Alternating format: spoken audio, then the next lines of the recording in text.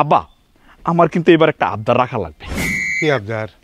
না মানে বেশি কিছু না, মনে করেন ওই যে লাখখানেক টাকা আমার দেয়াই লাগবে আব্বা এই বিজনেসটার জন্য। 1,00,000 টাকা? জি। 1,00,000 টাকা ক্যাশ? বাবাজি, আমি একজন বেকার মানুষ, বয়স্ক মানুষ, তারপরে মনে করো কর্মহীন মানুষ। আমি এত টাকা তোমার কোত্থেকে দিব? আমি জোগাড় করতে পারব না। আব্বা টাকাটা কিন্তু আমার ইমার্জেন্সি লাগবো, বুঝতেছেন? মানে জামাই হিসাবে, জামাইয়ের জন্য এই আবদারটা পূরণ করা কিন্তু আপনার শ্বশুর হিসাবে কর্তব্য। জামাই বাবাজি? জি আব্বা। তুমি বাইরে কোথাও যাইতেছো মনে হইতেছে? জি জি জি, একটু ব্যবসা সংক্রান্ত কাজে বাইরে যাইতেছি আব্বা। কয়েকজন লোক আসবো আমার সাথে দেখা করতে, সেই জন্য যাইতেছি। তুমি আবার কি ব্যবসা শুরু করছো? কি যে বলেন আব্বা, আমি কি বেকার? আমি তো ভ্যারাইটিস বিজনেস করি। মনে করেন যখন যেটার ফিল্ড লাভজনক সেটা নিয়ে আমি আগাইতে থাকি। এই মনে করেন এখন যেটা করবো এটা হচ্ছে এক্সপোর্ট ইম্পোর্টের বিজনেস আব্বা। তাহলে তো এটা অনেক বড় ব্যবসা, তাই না? জি জি জি আব্বা, মনে করেন আল্লাহ যদি এবার এই বিজনেসটাতে সাকসেস করে ফেলায় তাহলে তো আর মনে করেন ওই পিছনে ফিরে তাকানো লাগবো না। ওই এক্সপোর্ট ইম্পোর্ট হইলো কি আব্বা, ওই বিদেশ থেকে মালামাল আইনা দেশে সাপ্লাই দিতে হয়। বিদেশ থেকে মাল আনতে হইলে তো অনেক টাকার দরকার, তাই না? জি জি জি আব্বা, একদম আপনি ঠিক জায়গাটায় ধরছেন। আসলে বিজনেস করতে গেলে তো টাকার দরকার হয় আব্বা। আমার কিন্তু এবার একটা আবদার রাখা লাগবে। কি আবদার? না মানে বেশি কিছু না, মনে করেন ওই যে লাখখানেক টাকা আমার দেয়াই লাগবে আব্বা এই বিজনেসটার জন্য। 1,00,000 টাকা? জি। 1,00,000 টাকা ক্যাশ? বাবাজি, আমি একজন বেকার মানুষ, বয়স্ক মানুষ, তারপরে মনে করো কর্মহীন মানুষ। আমি এত টাকা তোমার কোত্থেকে দিব? আমি জোগাড় করতে পারব না।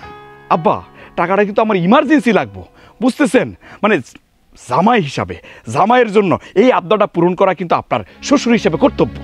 বুঝলাম কর্তব্য, কিন্তু বাবাজি। আব্বা এত ভয় পাওয়ার কিছু নাই। টাকার ব্যাপার তো আমি জানি আপনি একটু ভয় পাইতেছেন। হ্যাঁ, কোনো ভয়টা আর কিচ্ছু দরকার নাই। আমি আপনার জামাই, আপনি আমার দিবেন, আমি ব্যবসা করবো, পরে আবার ফেরত দিয়ে দেন। মনে করেন ধার হিসাবে দিলেন আপনি আমারে। বুঝলাম ধার হিসাবে, কিন্তু টাকাটা তো জোগাড় করতে হইব। এতগুলো টাকা আমি কই পাবো? আমার মাথায় তো ঢুকতেছে না রে বাবা। আহা, সেটা তো আজকে দিতে বলি নাই আপনারে। আপনি মনে করেন 2-4 দিন পরে দেন। তুমি তো আমারে খুব চিন্তার মধ্যে ফেলাই দিলে বাবাজি। এটা আপনি কেমন কথা কইলেন আব্বা? কোনো চিন্তা টিন্তা নাই, সব সমস্যার সমাধান আমার কাছে আছে। আমি ভাইবা রাখছি এই টাকাটা যদি ফেরত দিতে চাই কোত্থেকে দিব। মনে করেন শিমলা কিন্তু আপনার বড় মেয়ে। হ্যাঁ, আপনার 2টা মাত্র মেয়ে, ছেলে তো নাই। এই যে আপনার বড় মেয়ে শিমলা, সে তো আপনার ভাগের জমি পাইব না? আপনি যখন তার ভাগের জমিটা বুঝাই দিবেন, ঠিক সেই সময় ওখান থেকে একটু জমি বন্ধক রাখা ওখান থেকে যে টাকাটা পাবো ওইটা দিয়ে আপনার ধার দেন আমি শোধ করে দেবো আব্বা। ঠিক আছে আব্বা? হ্যাঁ, আমি তাহলে যাই, ব্যবসাটা নিয়ে আলাপ আলোচনা করি। দোয়া করেন আব্বা যেন আমি সাকসেসটা হইতে পারি। আপনি সালাম করে যাই আব্বা। আসসালামু আলাইকুম। এতগুলা টাকা এখন আমি কই পাবো? জামাই যেহেতু চাইতেছে ব্যবস্থা তো করে দেওয়া লাগবে। কিন্তু বাজার করার টাকাই আমি ব্যবস্থা করতে পারতেছি না, সেখানে 1,00,000 টাকা কোত্থেকে জোগাড় করুন? আব্বা আমি কইতেছিলাম কি, তোমার জামাই তো আসলে ব্যবসার জন্য টাকাগুলো চাইছে। সে যে কথাটা বলছে সেই বিষয়ে তোমরা যদি একটু ভাইবা দেখতে। সে তো বলছে জমি বন্ধক দিয়ে টাকা পরিশোধ করে দিব।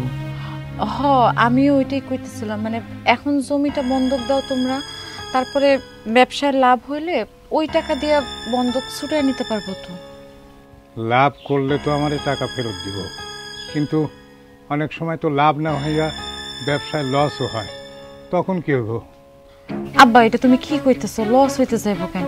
আর তোমাকে জামাই তোমাকে কাছে টাকা চাইছে, এখন যদি তোমরা টাকাটা না দাও তাহলে তো এইটা নিয়ে পরে আমার সাথে অশান্তি করব। তোমরা কি তাই চাও তোমার জামাইয়ের সাথে আমার সম্পর্কটা নষ্ট হোক, খারাপ হোক? কি অলক্ষণে কথা কইতেছিস? কোনো বাবা মা কি চায় তার মাইয়া জামাইয়ের অশান্তি হোক? মারে, আমরাও চাই না বইলাই তো এত চিন্তা করতেছি রে মা। আর আমার ঘরে সয় সম্পত্তি যা সবই তো তোগলেই করা। আমি বলি কি, একটা কাজ করো, আমরা উত্তর পাড়ার ধানের জমিটা আছে না, ওইটা বন্ধক দিয়ে জামাইরে টাকা দিয়ে দাও। ধানি জমি বলতে তো ওই এক টুকরাই আছে, ওইটা বন্ধক দিয়া দিলে সারা বছর খামু কি? আব্বা যদি বেশি সমস্যা হয় তাহলে টাকা দেওয়ার লাগবে না। জামাই চাইছে এখন যদি টাকাটার ব্যবস্থা না করি এটা ভালো দেখে না। তুমি জমি বন্ধক দেওয়ার ব্যবস্থা করো। ঠিক আছে, তুমি যখন কইতেছো তাইলে বজলু মেম্বারের লগে দেখা করি। বজলু মেম্বারে আমি এর আগে একবার কইছিলাম, সে কইছিল জমি বন্ধক রাখবো, কিন্তু সে তো এখন বাড়িতে নাই, চিটাগাং গেছে, আইতে 2-3 দিন দেরি হইব। আচ্ছা আসুক, দেরি হোক, কিন্তু নগদ টাকা পাইতে হইলে ওনার কাছে জমি বন্ধক দিতে হইব। উনি আসুক, তারপর ব্যবস্থা করো।